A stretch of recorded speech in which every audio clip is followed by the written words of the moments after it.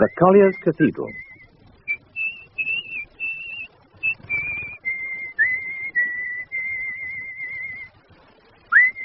Mother always said she fell for Jacob Lender because of his whistling. It was at Colleton's May dance when they were young, and she was no mean exponent of the art herself, and had won first prize, an engraved coal scuttle, 2 whippet muzzles and 14-pounder black pudding in the Colleton Ladies' Open Hymn Whistling Competition. Heard over the sea that her little brown children were a treat by all accounts. Jacob Lender took the supreme title that year. Yorkshire's Mr. Whistle he were, King of the Dales. His version of Ilkley Moor Bartat had the judges in tears, and many an elderly lady in the audience come over red-faced during his vibrato passage. It were only natural for these 2 nightingales to come together. But soon after they were married, Mother realised that whistling was just about the only quality in Jacob Lender to admire. Their marriage was not a happy one. They had little in common and shared few interests. But Mother bore his 7 children stoically, by which time the King of the Dales, his sceptre now limp, his orb now withered, presented a right royal sorry sight. The heart went out of him, and his once proud whistle gave way to wind and puff.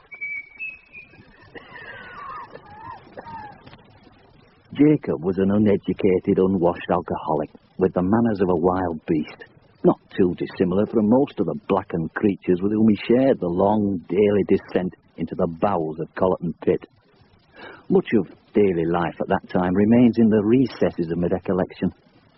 One event, however, I remember only too well. Oh, that's nice. A visitor. Morning, Mrs. Lender. Oh, Joe Trussock. I've not been expecting to see you. Not with such a long face, any road. What's the matter? I'm afraid I've come with some news. There's been an accident. It were a build-up of gas. Oh, God, no. Were any of the pit ponies hurt? Aye, Mrs. 4 was killed outright. Oh. And Jacob? He wasn't all. The rescue team went down as soon as they'd finished their tea, but everything was blown to smithereens. Oh, those poor pit ponies. Did they find Jacob? All that was left was his snack box and sandwiches. Very tasty they were, too. I'm glad. Shame to waste good food.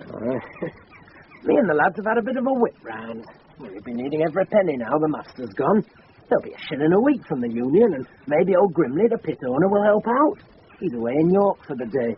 Gone to watch a hanging. Oh, we'll get nothing from that miser. Happen you're right. I'd like to think that me and the missus could help you out a bit. I'd hate to see you thrown out on the street. Oh, we'll get by somehow. Well, Mrs. Trussock and I could probably find 6pence a week to help tide you over.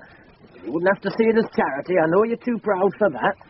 You could come along to the cottage just 5 or 6 evenings a week and cook us a meal. And then get the coal in and make the bed. Maybe look after the kids of a night while Mrs. Trussock and I go out. Joe... There's no need to thank me, Mrs. Lender. There's the scullery could be scrubbed. Joe! And that back shed could do with a coat of creosote. Joe! Thank you for your concern, but you'd best be going. Right you are. But don't forget, we'll not stand by and watch you starve. Not while there are slates on the house roof to be repaired. How'd you cope up ladders? Even now I can distinctly recall the shiver that ran down my spine. I looked to my mother. She sat, head in hands, having just counted the contents of the small leather purse that represented the collective opinion my father's workmates had of him. 1 and 2pence.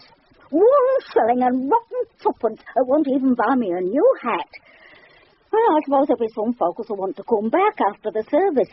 That'll mean tea and 3 pennies of cooked ham.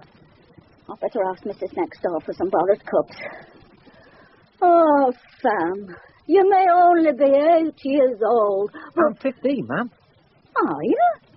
Which one's 8, then? That's our Effie. No, I'm sure Effie's 6. No, Effie's 8. It's Betty who's 6. Thomas and Ashley are 7, Flo's 5. And dear little Jack is just 1. Isn't he? How come there's such a big gap between me and the rest, ma'am? Your father used to work nights. Oh. But, Sam, he won't be coming home anymore. Hey, that's wonderful news, ma'am. God wanted your father to live with him in heaven. Oh, there were lots of people who didn't even want my dad living near them in Collerton. Son, I hope you're old enough to be spoken to in a grown-up way. Your father has been killed. Snuffed it, you mean? Snuffed it, son. Kicked the bucket? Kicked the bucket. Shed this mortal coil? Indeed, he has. Right. I'm off down Lamb and Flag for a couple of pints. All right, son. I'll have your tea on the table when you get back. Our now fatherless lender family were to know suffering in its purest form over the next weeks, months and years. Penury became our collective bedfellow. Mother worked all the hours that God sent to keep us in gruel and rags. The neighbours, so used to threadbare struggling, closed ranks and helped where they could. All the street brought washing to my mother's door. And occasionally some of them paid her. But through all these vicissitudes, we remained a close-knit family. To you. Happy birthday, dear Samuel. Happy birthday to you. Oh, look at you, Sam. Almost a grown man. I don't know, 12 years old. And I'm 16, ma'am. now, all the family is here, Sam. Flo's not here, Ma'am. You button it, girl, and don't butt in when I'm talking. Now, Sam, we've got this little surprise to give you. Here you are. Oh. Open it. Hey, Ma'am, a new sock. Oh, you shouldn't have it. It must have cost the earth. I'll put it on my right foot now. Oh, there. Oh. And then tomorrow I can swap it to my left foot. Oh, what a swell the lads will think me. Me, with a sock of me very own. The man in the shop put the match by for me. And maybe, if things go well, I can get you the other one next year. By heck, Ma'am, a pair of socks. I can hardly imagine. Ma'am, I've got an idea. Now that I'm 16... Are you really as old as that? Yes, Ma'am. And I think it's time I found myself a job. Now that I've got a sock and everything, I'm almost a man. I've put a lot of thought into it, Ma'am. And I think I'll be a writer. What? Or a musician. I've a great idea for the first novel. It's about this gypsy girl who falls in love with a lord who's always sniffing lilies and whittling wood. What? Or I might get myself a cheap cello and with a bit of practice. A writer? A musician? Nay, lad, you'll go down the pit like Jacob. Oh, a miner. But, Mother, Oh, who the devil can that be? Quiet, you lot. Oh, Joe Crusoe. Hello. I'm not going to repoint your chimney stack for anything less than £5, if that's what you're real about. I told you before. I'm afraid I've come with some news, missus. It's about your Flo. About my what? Flo. She's your daughter. Oh, yes. There's been an accident. What kind of accident? A wet one. Sam, you'd best make your mother a cup of tea. Right. Flo was down at the canal. Some driftwood came by. She tried to pull it out. Whether it were a bit of curiosity or whether she wanted to bring the log home to provide the family with some warmth this evening, we'll never know. In any event, it were a damn silly trick because she leaned over too far, fell in and went down like a brick. It must have been all the newspaper she had wrapped round her. I couldn't afford to buy her proper clothes, not with having to fork out on the stock for Sam. There was 3 weeks' worth of the Collerton Bugle round her. Oh, she wouldn't have stood much of a chance then. Oh, not with the weight of that lot pulling her down. Still, could have been worse. How? What? How could falling in a filthy canal, sinking like a stone and drowning, be any worse? Well, I can tell you're upset, missus. A thing like this is bound to get you down a bit, so I'd best be on my way. Well, thanks for bringing us the news, Joe. Oh, my pleasure. If I can do somebody a good turn, that's my motto. Now, while I'm here, what about this chimney? £5, not a penny less. You'll shinny up that drain pipe and have the job done in a morning. £3. £4.10. Just for a bit of pointing? £4.10, and I'll put new flashing in and re-lead the gully for you. £4. I'll be along in the morning. Cheery bye, then. Oh, dear, Ma'am. That's some terrible news. Oh, I don't know. I wasn't expecting him to pay £4, to be honest. I mean about our little Flo. Oh, that. Yes, dreadful blow. I'm overwrought with grief. How much more can a woman be expected to take? When I think of that young life, those little blue eyes and those golden locks, can there really be a God? Effie's the one with blue eyes and golden locks, Ma'am. Well, which one was Flo, then? You know, she had the leg. Oh, that one. I very nearly bought her a new shoe last week, too. Imagine the waste if I had. Life must go on, ma'am. Life must go on, What son. have we got for tea, ma'am? You and dumplings. Can I have Flo's dumpling, ma'am? With your halves on it. Only 6 weeks later, with Flo barely dried out in her grave, young Ashley was out one morning collecting dock for his rabbit. The boy came upon some mushrooms under the boughs of Jarman's oak.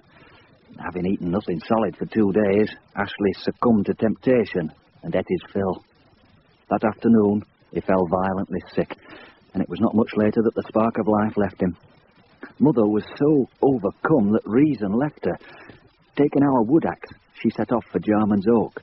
She'd leapfrogged the dry stone wall, vaulted the wire fence down to the cutting, scrambled up the far bank and through Mr. and Mrs. Bletchley's back garden, went over the midden and arrived at the tree in 2 minutes and 47 seconds, an unbeaten record for the locality to this day. Mother was a canny woman, but she'd not had much experience of lumberjacking. She sank the axe into Jarman's oak with a terrifying fury, and it fell on her. I ran for help. Men came with ropes, block and tackle gear, bottles of brown ale, and by nightfall, Mother was lying in the pauper's wing of Colton Infirmary. I put my ear to her lips to catch the faint words she was mouthing. "Listen, son," she began. "There's no food in the pantry, but there is Ashley's rabbit." Effie, Thomas, come and help us with the supper. Supper? But it's only Tuesday. You peel that potato for us, Thomas, and Effie, you skin the rabbit. I'll stoke up the fat. Oh, heck, we've got no coal. The furniture will have to go. Oh, but Sam, there's only the bed left. We burned the table when young Jack got frozen to the door. Had to be thawed out quick. There's no else for it. From now on, we'll have to sleep standing. Who's that? Hello? Hello, boy. I'd like to speak with your mother. Mum's had an accident. Oh, dear me. I hope that she will not be incapacitated for a period that might be described as prolonged. Physic hasn't said, Mr. Crudley, young sir. Josiah Crudley. I've come on a delicate matter, sir. Perhaps best discussed indoors. Oh, you'd best come in. Right. I can't offer you a seat. There aren't any, but why don't you stand over by the window? The view's better. I am here on behalf of the Right Honourable Sir George Melson Shirley, in whose employ I have the pleasure to be, and in whose house you have the pleasure to live for the moment. It has come to his notice that the rent on this salubrious residence has not been paid for 2 weeks. So, if you will furnish me with the sum outstanding, plus interest, namely 2 shillings and 4 pence... But we don't have that kind of money. Then start packing. But, sir, there's little Tom. He's got a chest, and Betty, she's had a bilious attack through the holes in her vest. If you throw us out, we'll all die. I don't see that there's any way I can... Oh, look. Is that a rabbit over there? Mrs. Crudley is very fond of rabbit. I could probably give you a day or 2 for it. Effie, give Mr. Crudley the rabbit. But, Sam, we're all starving. It is better to starve with pride than to have a full belly and no self-respect. I don't think so. What do you reckon, Thomas? I go for the full belly every time. Here, Mr. Crudley. Take the rabbit and leave us. But before you go, think on this. There comes a day when blood-blooded leeches like Sir George Melson Shirley and servile lap-lackeys like you will be trodden underfoot by those you now walk over. But working men shall rise and build a soaring cathedral out of coal. Think on, Crudley. Think on. Cathedral out of coal? If you've been eating those mushrooms, remember what happened to your brother. Sam, does this mean the workhouse for us?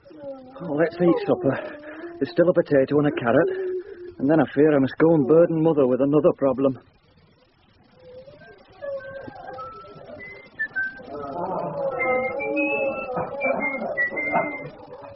You're looking better today, Mother.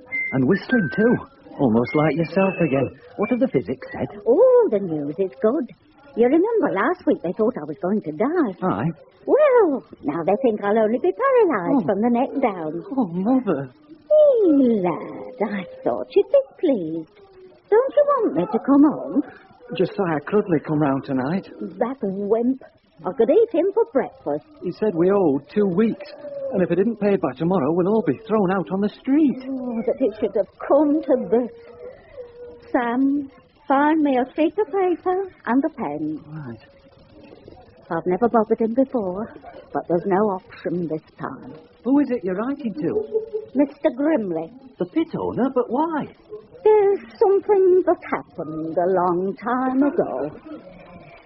Now, when I finish this letter, you must take it up to the big house and be sure to give it to Grimley himself.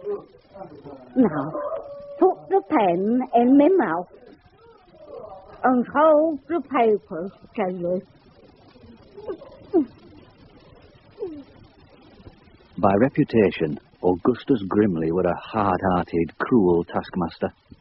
He'd inherited the pit from his father, who'd once horsewhipped the rector for choosing Blessed are the Poor as his text.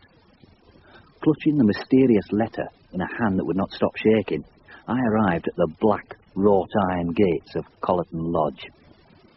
The Grimley family, for the pit owner had a prim wife and a daughter who few townsfolk had ever seen, sat in the breakfast room quite unaware of the small, ragged figure now making his uncertain way up the winding drive.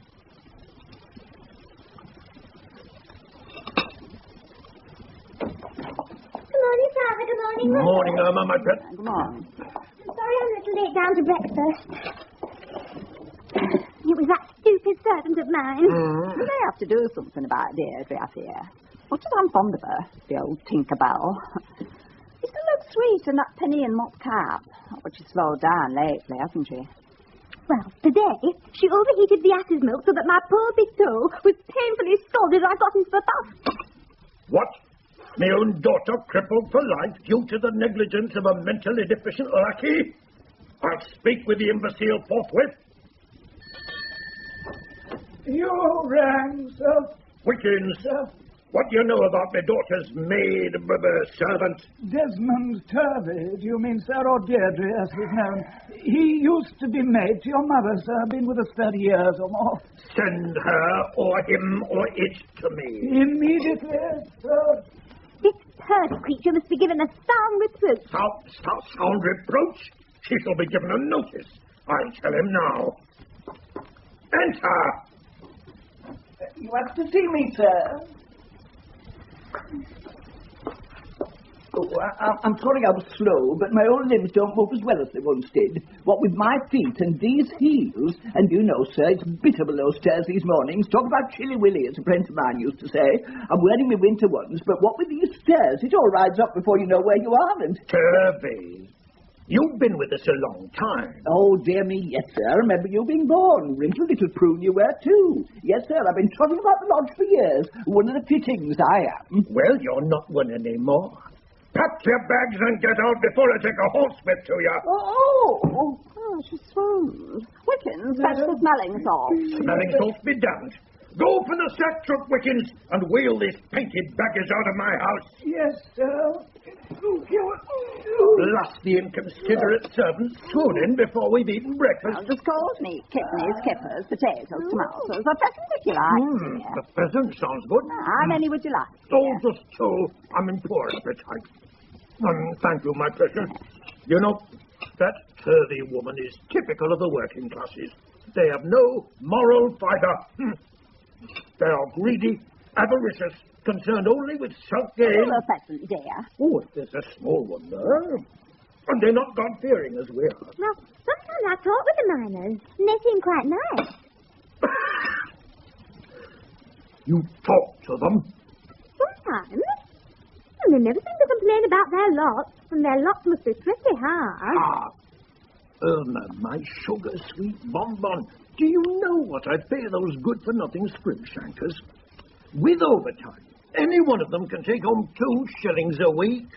Well, I spend more than that on silk stockings. Irma, I'm not to have ladies' naughty things spoken about at this table, thank you. No, you forget, my dear, the lower classes are a separate measure of mortal. Now consider the digestive system, for example. I trust you're not about to be coarse, husband. No, dearest, only scientific. Now, take this breakfast. A worker would find this fare too rich by far.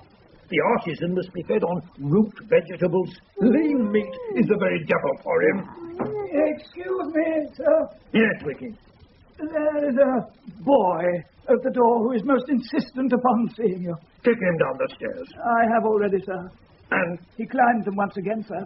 well, I trust you had the presence of mind to repeat the action. Oh, indeed, sir. He sounds an impudent scoundrel. Is he big? Very small, sir. Is he armed? No, sir. Has he got sharp teeth? I did not notice, sir. Then we'd best be careful. Hand me over my 12 more. Sir. Here you are, Now, sir.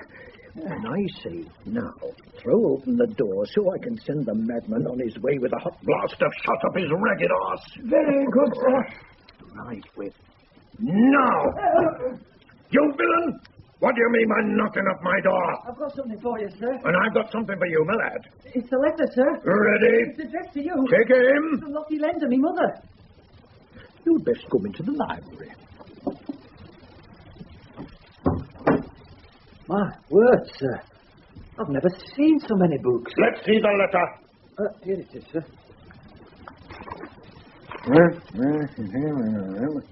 So, your family has fallen on hard times since Jacob Lender got himself buried alive. Yes, sir.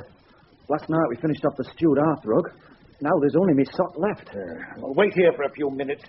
I'll write a note that'll see you taken on at the pit starting tomorrow. May I look at the books while you're gone, sir? Aye.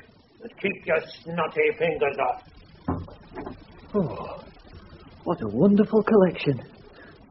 The Diary of Samuel Pepys, The Complete Work for William Shakespeare, Ben Johnston, his plays, Faustus by Christopher Marlowe, Fix Phonics. Oh, such words. Oh. What are you doing in Daddy's library? Hello, miss. I'm waiting for Mr. Grimley to give me a letter. What letter? I'm to be taken on at Pitt. I see you're looking at the book. Are you interested? Oh, I love reading. I didn't know common working people like you were intelligent enough to read. I thought you spent every available moment eating root vegetables, quaffing small beer, and forgetting little waif. Oh, well, I'd rather have a good book any day of the week. I'd give anything for a collection like this. Oh, you've been looking at all the dry, dreary stuff. I'll show you something far more enjoyable. This is my favourite.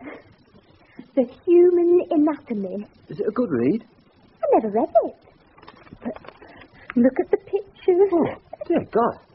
It's a woman, I think. Haven't you seen a naked woman before? Well, you don't find naked women round our way. We're Methodists. You find this exciting? Depends who's preaching. I mean, the sight of a naked woman. Look. See to her breast. I thought as much. Do you know what this is? Oh, I'm sure people don't have those down our road. Over the page. There's a man. I've never seen a bloke without his cap before. Oh, I don't think nakedness should shock. We're all the same under our clothes, aren't we? Well, not quite.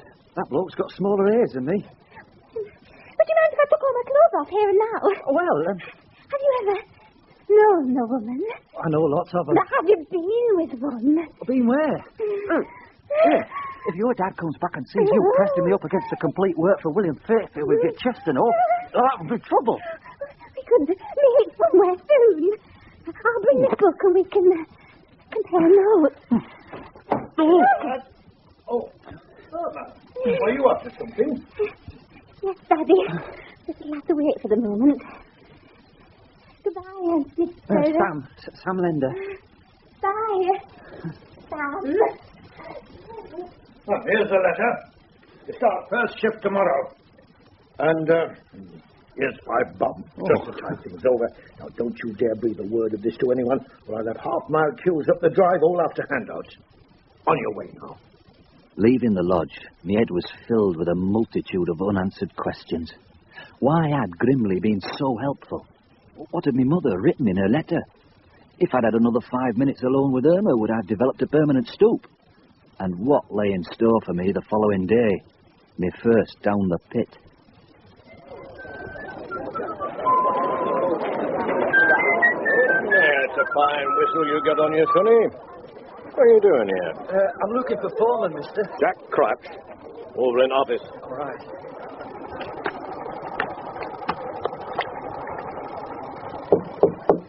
Hello. Come in. Hello, sir. Are you Jack Cratch? Yes, lad. That's my name. Mr. Grimley sent me. He said you'd be coming, so I'm not surprised to see you. Have you been down his pit? No, but my father, Jacob Lender, were a collier. Then you must be his son. I knew your father until he was killed. Then we stopped seeing each other. I hated him. Smelled like a sewer. One hell of a whistler, mind. Now, you'll be needing a pick and a shovel. They'll cost you 15 bob. How much will my wages be? 1 shilling 9 a week. Unless the roof comes down on you. In which case, you'll earn a reputation for being lucky if you get out, and a certain amount of sympathy if you don't. Come on, into the cave, and we'll go below.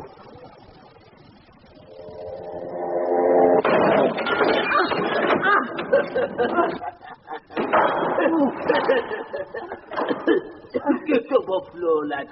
I told you to brace your legs. We'll crawl to the scene. It's only about 10 miles. I were given a stretch of seam to work in that were only 4 inches high.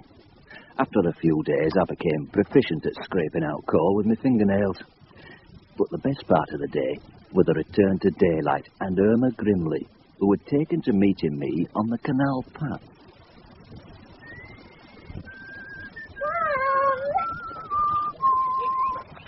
What brings you this way today? Oh, I always walk this way. Well, you know, my girl. And what makes you think I'm your girl?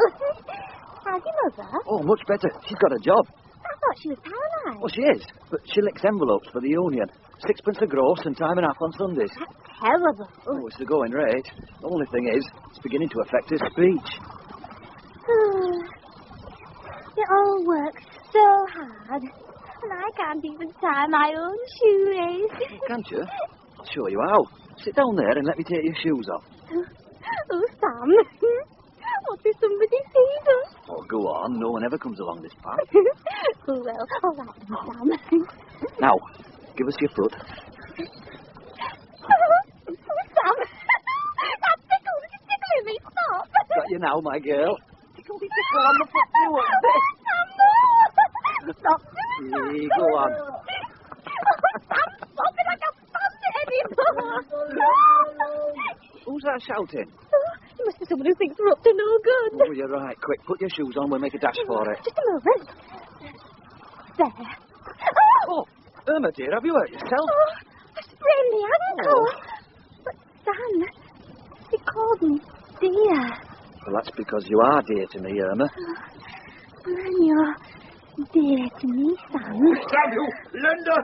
With my Irma! Mr. Grimley! This is monstrous!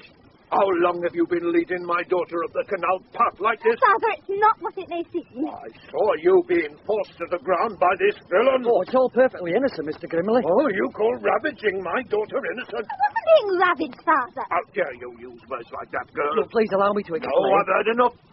Now, you listen to me, Lender.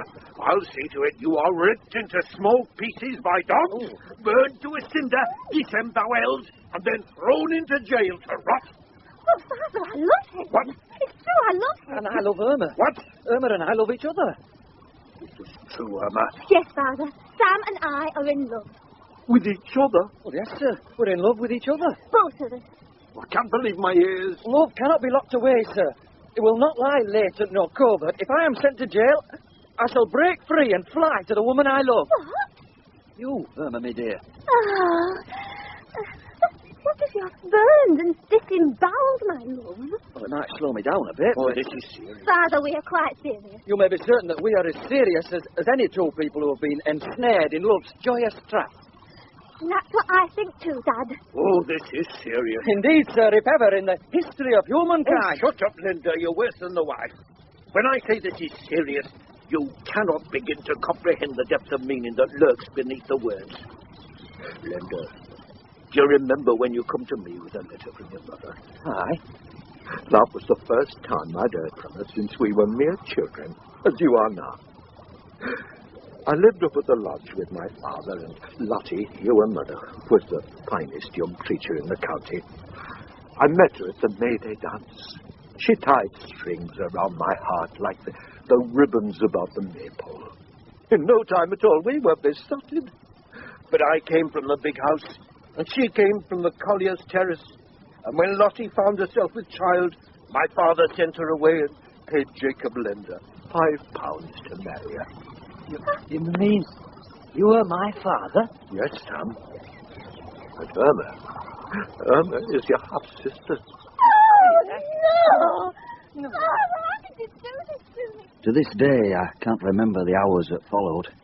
I have misty, half-formed impressions of running, stumbling, and somehow I stumbled 300 miles to arrive in the Cotswold Hills far to the south. What a prospect I must have presented to old Joss Watton when he found me in a ditch on that cold morning.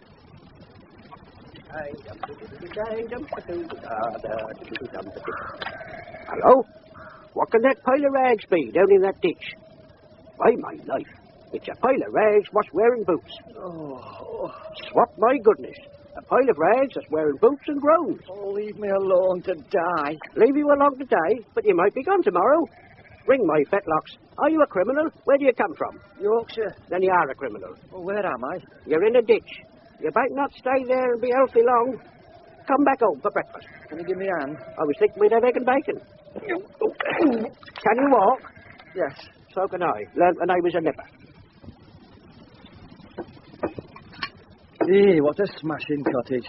And there's a fine fire you've got in half. That's where I always keep it. Are you a religious man? Why do you ask? I'm an archbishop. I decided on it last Sunday. The vicar waited for me after church to say I sang too loud in the hymns. So I thought, sod him, I'll form a rival church. I called it the Cotswold Order of Evangelic Knights.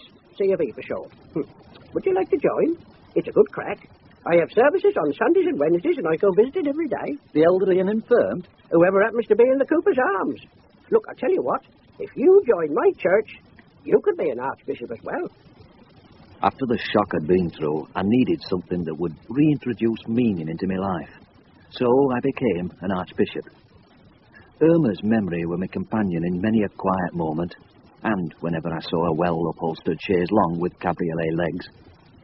Throwing all my enthusiasm into the duties of an archbishop, I managed to gain another convert, Beryl Crouch, cast-off sweetheart of the village idiot. She would sit with me as Joss preached from the coal bucket that served as a makeshift pulpit in the front room of his cottage. Brother and sister, lift up your knees. Now, lift up your arms and see how long you can balance on the bony bit of your bum before you fall off the bench. Oh, bad luck, Beryl. Sam wins again. Now, what do we learn from this? Look how the mighty have fallen. What do you reckon, Beryl? I reckon I'll have a nasty bruise on my elbow tomorrow. Exactly. Now, consider the daffs. How they do grow. How do they grow? Well, first you need a bit of earth. Then you put the daffs in, and then they do grow. And 'tis far better that a man should sell his soul than be seen darkly through the eye of a camel. Hallelujah! What's that, Beryl? Nothing. Finally, I'd like to begin with a few words. Sometimes in life, we have to stop and ask ourselves, what's the point? What do you reckon, Sam? God knows. Good point, Sam, good point. Beryl, put the kettle on, girl. All right. Now, the other day, I needed some wattle and daub, and I was told it had gone up by a penny a ton. I said to old Jeremiah Lexi, what do you think I am, made of money? And he said, no. So I said, well, what about this penny on a ton of daub? And he walked off. Still, as he's the milkman, I suppose it's nothing to do with him anyway. Right. Well, I think that's about the end of the sermon. Unless any member of the congregation's got anything to add? Jeremiah Laxton got the hair back. I've never seen on a man. Praise the Lord. Sam? I will just say this. Today, we gather here in these humble surroundings, members of a small, though purposeful sect. What's that? He said sect, girl. Don't you get excited yourself, or no trouble will come back. There may be those who chide us, who consider us strange fruit, ripe for ridicule. But does that daunt us? Well, does it? What do you reckon, Beryl? Well, Only a bit, perhaps. No, of course it does not daunt us. For we share a purpose, a mission, a vision. We are clad in steel complete. Aye, oh my, you know some words, boy. And from our now meagre foundations, there shall rise a glorious edifice. The aspirations of good men and women shall find concrete expression when together we build our magnificent monument. A cathedral fashioned from coal. Ready. And so my life as an archbishop might have continued in its undemanding way had it not been for a chance meeting in the public bar of the Cooper's Arms. 3 pints of your finest foaming ale, landlord. Beryl, what you going to have? I'll have 3 pints too, thanks, John. Sam? Same for me. Hello, my dear. Who's got a group in here full of Big Bertha's ballads? Big Bertha's back. Buxom Bertha, Bristol's funniest ballad here. Why, what a large lady. Can she play that accordion? That's no accordion, boy. You look again. Balladeer, she is. Comes by every now and then with news about some disaster or other. Got a bigger mouth than the River Severn, she has. You grow to be miserable. Lady Bertha, brighten up your meagre lives with a ballad. That's right. That's right. Everyone a gem. Come on, give us a grow. What do I get for a shilling, Bertha? You can manage the answer. Now, who's going to drop a coin down me doings to hear the ballad of Colleton Pit? Colleton Pit? Here, Balladeer, what do you know about Colleton? Oh, now you look like a man of substance, sir. I like the cut of your jib. In fact, you got the best cut jib Big Brother's clapped her eyes on all day. Come on, give us a snack. No, what do you know about Colleton? Good tanner's worth. Oh, where's your money? Now, tell me. All right. No need to rush. I'm an artist. I am. You get your full 6 tanner. In fact, for another tanner, you can have a go Bob's worth. No, please, just tell me about Colleton. It's me home. Right. I'll clear me cubes. Tis a sorry and a woeful tale that I have come to tell. 500 dead in Colleton, and many hurt as well. 500 dead? Oh, please, just tell me what happened. Don't interrupt. But it sounds terrible. Well, what do you expect for a tanner? The morning shift descended. It was black as night.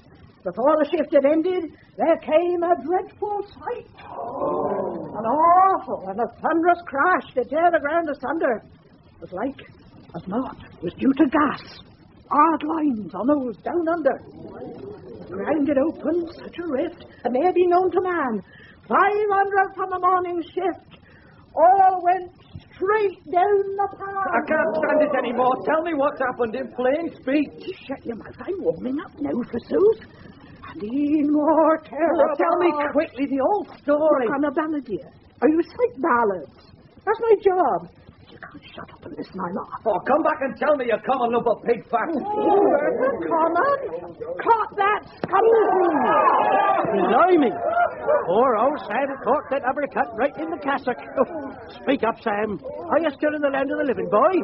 Yeah, it must have been like being hit with the freezing. Beryl, get some cold water. Come on, Sam. Come on, boy. Wake up. Here, Beryl, have you fetched that bucket? I hear it, yes. Here, chuck it over, Sam.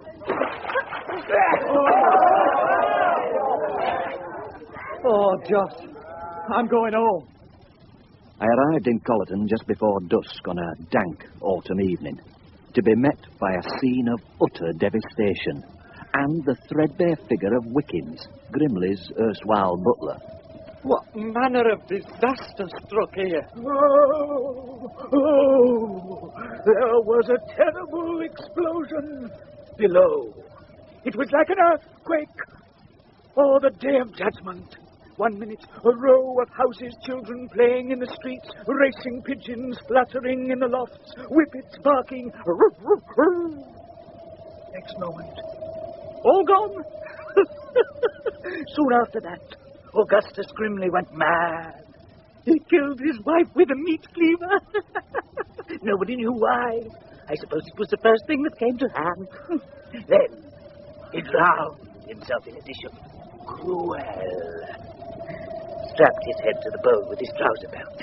They found him face down. Oh, what happened to Irma? She, still up at the lodge, lives like a recluse, never comes out. I shall go to her.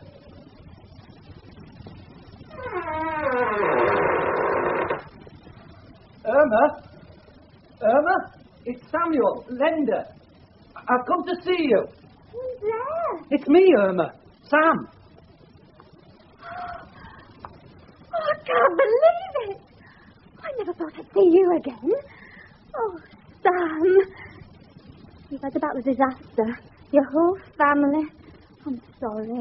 I'm sorry about your mother and father, too. My mother and father. Oh, of course. You don't know. I heard that your father went mad after the accident. No, it was Mother who went mad. She flew at Daddy saying that everyone in the country hated us because he was too mean to spend any money making the pixie. You see, she wanted to be chairwoman of the Committee for Rehabilitation of Fallen Gentlewomen. And she knew that after the accident nobody would vote for her. But why did your father kill her?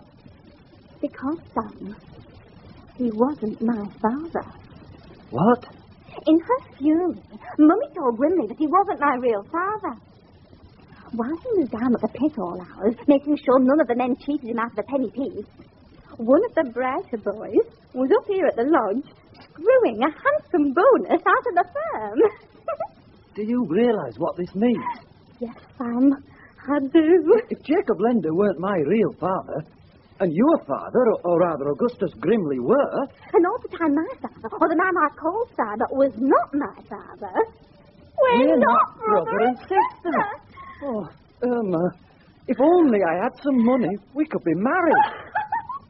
You're Augustus Grimley's only heir. But this house is yours. The estate is yours.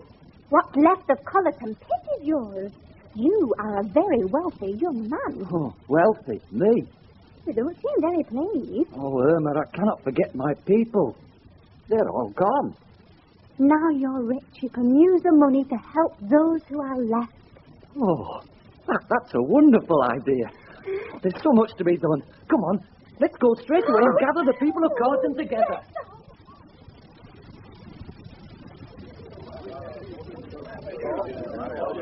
Friends, hear me, please. I've come to tell you that I am now the owner of Collerton. The estate, the pit, everything. What are you talking about, It'll take too long to tell you how, but I am the only heir of Augustus Grimley. You are my people. I will not let you down. I shall do all I can to improve your lives. I shall sell everything. Irma and I will marry and live modestly. Congratulations! The wealth that I have will be used to better your lives. No man, no woman, no child shall want. There shall be comfort for all. I shall spend every penny of my money and build for us all a vast, soaring cathedral from coal. Oh, what? It'll be a fitting memorial to the suffering of the working class. My cathedral will stand forever, a new wonder of the world, a sight to strike awe into the heart of every working man. Oh, turn your thoughts to the collective soul of the proletariat and turn your muscles to the task ahead. A cathedral in coal. I know what I'm going to turn my muscles to. Let's get the mad bastard! Ah, well, the idea for the cathedral made out of coal had to go. The people didn't want it. Irma and I had to go as well. They didn't want us either. So we moved to the West Indies, bought a cotton plantation, 900 slaves, few thousand acres, and a fine big house.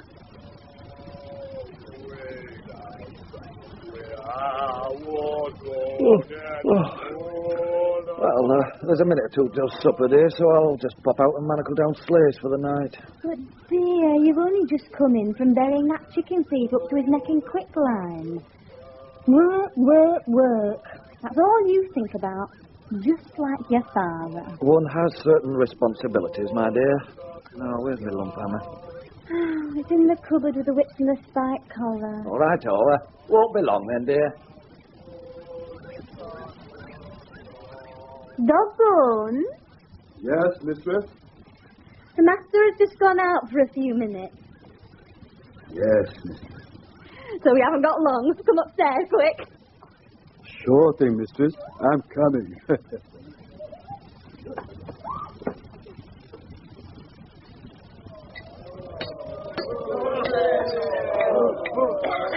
Now, I want you all standing to attention and no rattling those chains. I've a few things to say before you slope off to your pits. Are you listening? Yes, Master Linda boy. Point number 1. Spirituals. Singing off.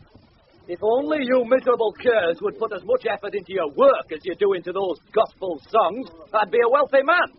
But all I get is chorus after rousing chorus in 4-part harmony and barely enough cotton to make a big man a small vest. So, until you up the work rate, there's no more singing on the firm's time. Got it? I said got it? Yes, Point number 2. Children, naming off. I'm fed up with the names you lurking layabouts give you as sprogs. I'm sick and tired of calling you people names like Dogbone, Chicken Jack, Lead Belly and the rest. From now on, you give your brats good, honest Protestant names like Daniel, Matthew, John or Ruth if it's a girl. But we don't want too many of those, all clear? Yes, Master Linda boy! Point number 3, food thieving off. I found evidence tonight that someone had been in the food store. The food store, as you all know, is out of bounds. You, boy! Yes, boy! You keep your manacles still, boy, or you'll be in hot water. Yes, boy! As I was saying before I was so rudely interrupted, the food store is out of bounds. I will not tolerate greed. Do I make myself clear? Yes, Master Linda boy! Just in case anyone has not quite got the message, I suggest he looks over at the barn door in the morning, and there he will see the felon skinned and nailed up. A little job for me after supper. Right, I'll say good night, you godless scum. Now, get into your kennels and don't let me hear another squeak. Good night, Master Linda boy! Oh, you're back, dear. Aye, and ravenous. You look a little red in the face again tonight, dear. Have you had something that disagreed with you? Oh, no.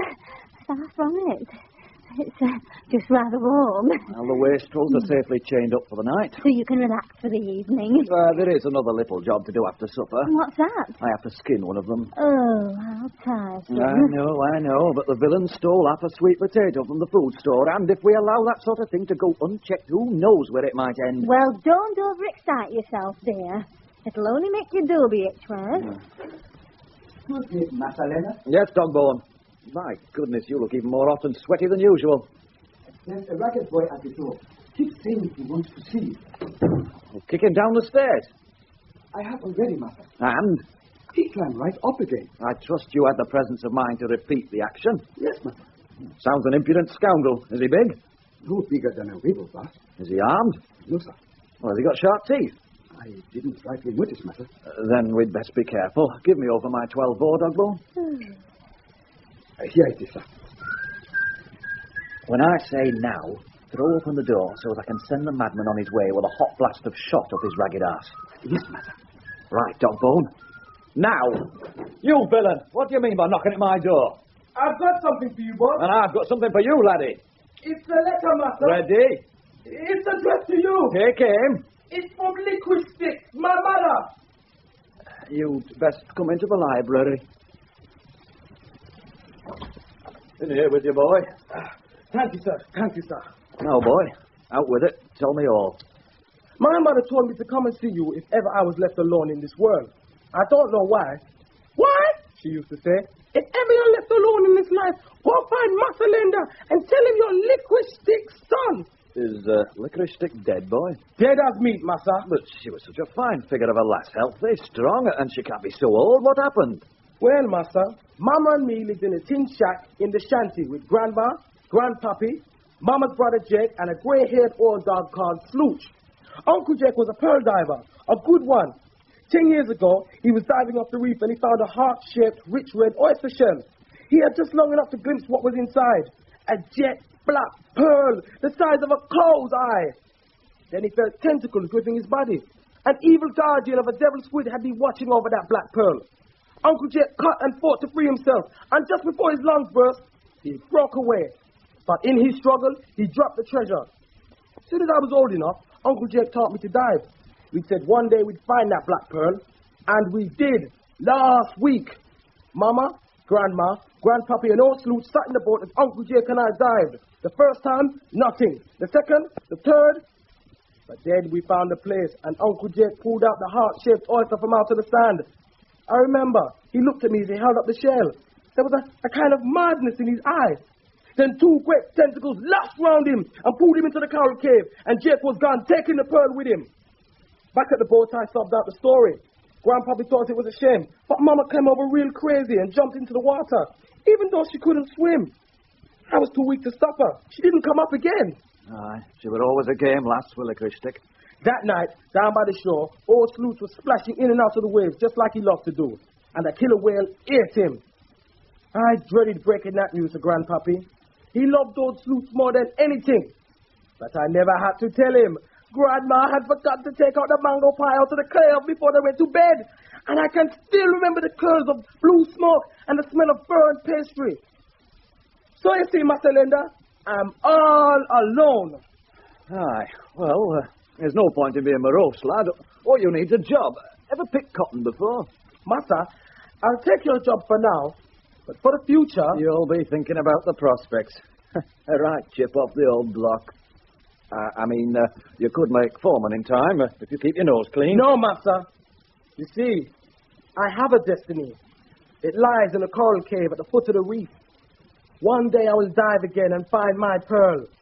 Then I shall bring comfort to those who are oppressed, and our glorious pearl shall cry, "There yet is hope!" To every generation, then anew.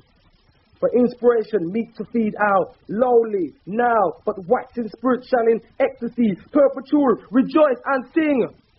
When I have set my pearl within a shrine of marble pure, and placed the edifice deep in the hollow heart of Shantytown! Aye, lad. You best be on your way for now. Until the next time, Master Linda.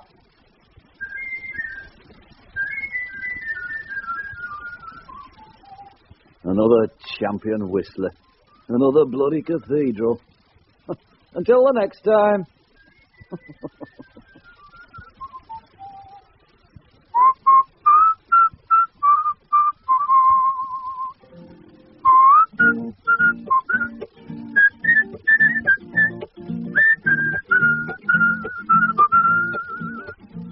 That was The Colliers Cathedral by Robin Brooks, with John Strickland as Samuel Lender.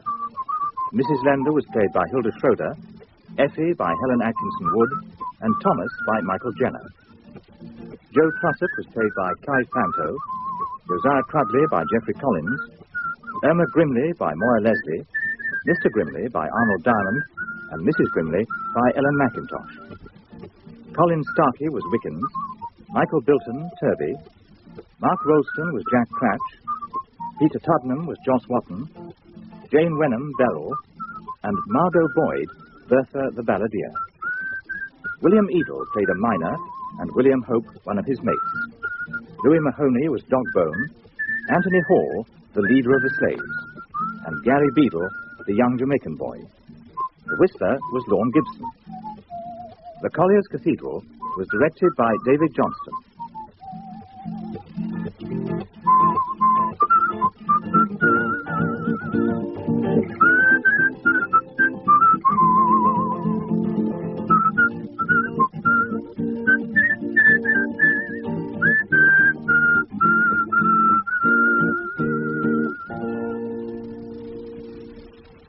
This video was uploaded to the channel, Thinking Out Loud. Please like, comment and subscribe to the Thinking Out Loud channel. Thank you.